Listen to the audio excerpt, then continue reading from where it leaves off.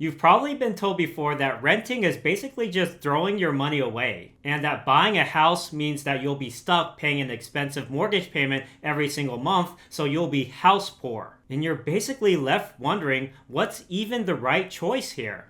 Well, don't panic. Basically, there's a third option that nobody talks about, where your tenants cover all of your bills every single month and you basically live for free. It's called house hacking. And I'm going to show you the exact math to make it work for yourself in whatever city that you live in. First, I'm going to show you the live for free formula. Check out this whiteboard. What's really sweet about this formula is that it allows you to find a house in your area even if you're in an expensive city, where you can live completely free with your tenants covering all of your mortgage and expenses. It looks like this. Number of bedrooms minus 1 times the rent per bedroom must be greater than or equal to PITIM. Let me explain.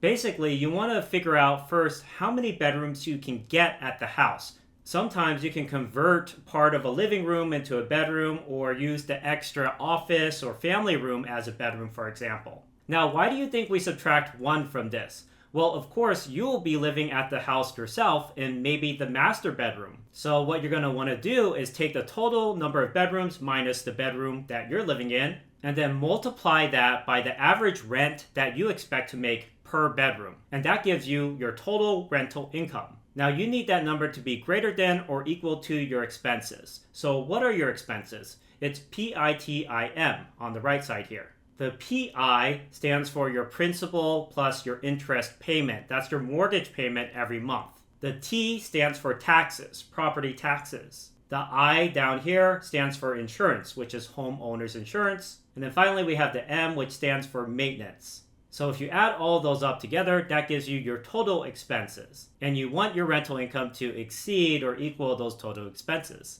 So let's start off by figuring out your PI, the principal plus interest mortgage payment. There are basically 2 ways you can do this. The first way is you can use my simplified amortization formula, which I created to approximate the mortgage payment very closely. This formula allows you to hand calculate the mortgage payment manually. Alternatively, the second way is to Google an amortization calculator online. A good one out there is called Carl's Mortgage Calculator. Carl is spelled Karl''S. But let's go ahead and use this formula first. Now I'm going to do the math on a quick example property, but before we get into that, I want to do one quick simplification of this formula. So basically your TIM is a percentage of the purchase price. The taxes, for example, is usually 1 to 2% of the purchase price. Your insurance is usually 0.5 to 1% of the purchase price. And finally, your maintenance is usually 1 to 2% of the purchase price.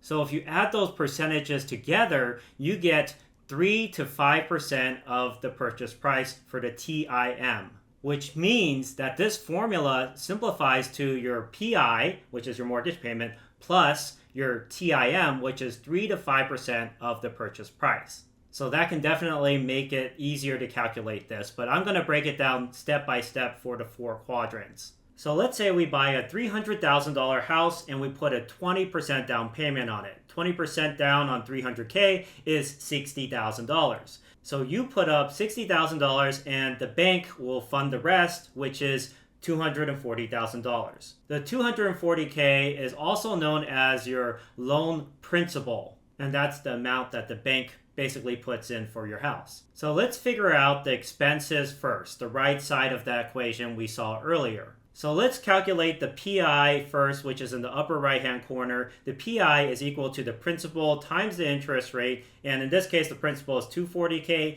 and let's assume our interest rate is 7%. So $240K times 7%, and then you divide that by 14.2 minus 34.5, which is divided by your interest rate again times 100 plus 2. So 7% times 100 is 7 plus 2 is 9. So you just plug in those numbers into the calculator up there, and that gives you a monthly mortgage of $1,620 a month. Next, we have the T, which is our taxes, which is usually 1 to 2% of the purchase price. 1% of $300,000 is $3,000 per year, which is $250 per month. Then we have your I, which is your insurance or home insurance.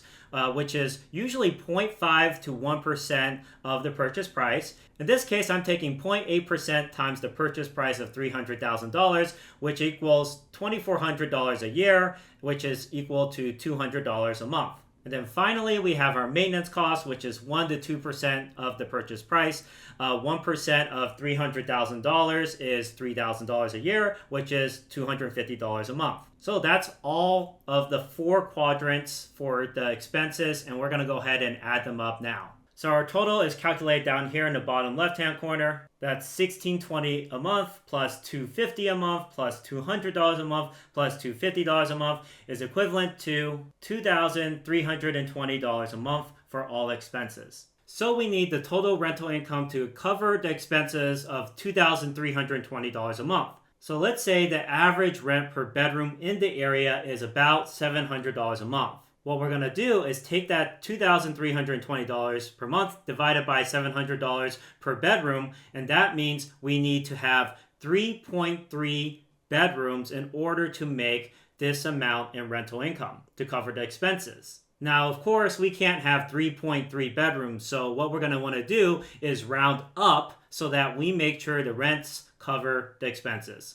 So 3.3 rounded up is 4 bedrooms. And 4 bedrooms times $700 per bedroom is $2,800 per month in rental income, which means that we will live for free if we buy a house that we can rent out 4 of the bedrooms and live in the master bedroom. So basically, you need a 5-bedroom house so that you can live in the master bedroom and rent out the other 4. Now, a common question I get is, what if you don't get along with your housemates? Or what if you end up with housemates that trash your place? I used to have the same exact concern. In fact, I did have a party tenant before. I got this call late in the evening from one of my tenants. He said, "Ryan, one of the housemates is inviting over 80 people to this wild Halloween party." Shortly after, I got a call from the cops saying that the neighbors are complaining and that the loud music needs to be shut down immediately. So this did happen for me, and I'm going to tell you how I was able to handle it so it never happened again,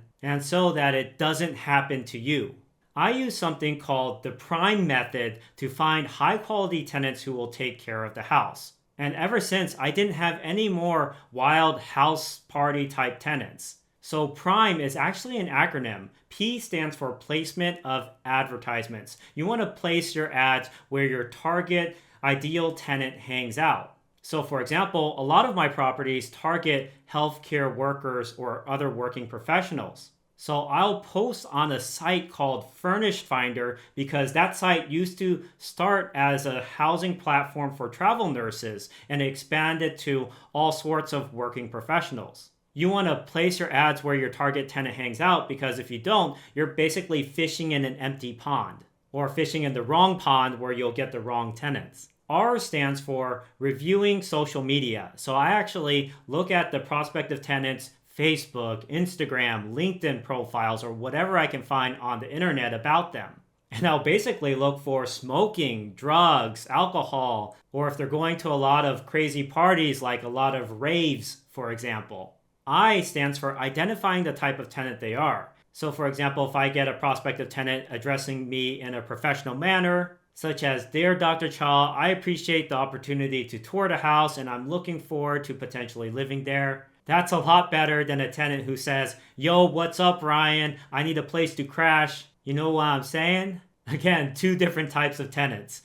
M stands for measuring responsiveness. I find that the more responsive a tenant is in getting the paperwork back to me and proof of income, that means they're probably going to be a more responsible tenant as well. And then finally, E stands for ensuring proof of income. So if I, for example, rent to college students, I might get the parents' bank statements showing that they make at least 3 times the monthly rent as income. And if they don't, I will assume that they might have trouble paying the rent, and so I won't rent out to that tenant. Now, another great thing you can do for college students is have the parent co-sign on the lease as a guarantor so that the rent is guaranteed in case the student stopped paying. The parent would pay for them. So make sure you use the PRIME method to find great like-minded housemates for yourself. Now, one of my students, Hyun, did a successful house hack in Texas. she was able to convert the house to a 6-bedroom house and live with college grad students. The rent that she got from the house was able to cover the entire mortgage payment. And by putting in the systems that we created for her for the house hacking model, she really got to enjoy living with the college grad students. They even got her Valentine's Day gifts, as you can see up here on the screen right now. Hyun not only covered her mortgage, but she built a life that she actually enjoyed. But here's something I didn't tell you yet. Even if your tenants just barely covered 100% of the PITIM and nothing more, you're still getting rich. Because the government hands real estate investors a tax break so aggressive that a lot of CPAs don't even know it exists or how to properly advise you to use it. In the next video, I'm going to show you how to legally pay almost zero taxes on your rental income and maybe even your W-2 income. Make sure to click right up here to watch that video so that you can start saving more money in taxes as a real estate investor. And as usual, don't forget to like and subscribe if you enjoyed this video and share it with your friends so it can reach more people who are getting started in real estate investing. Thank you.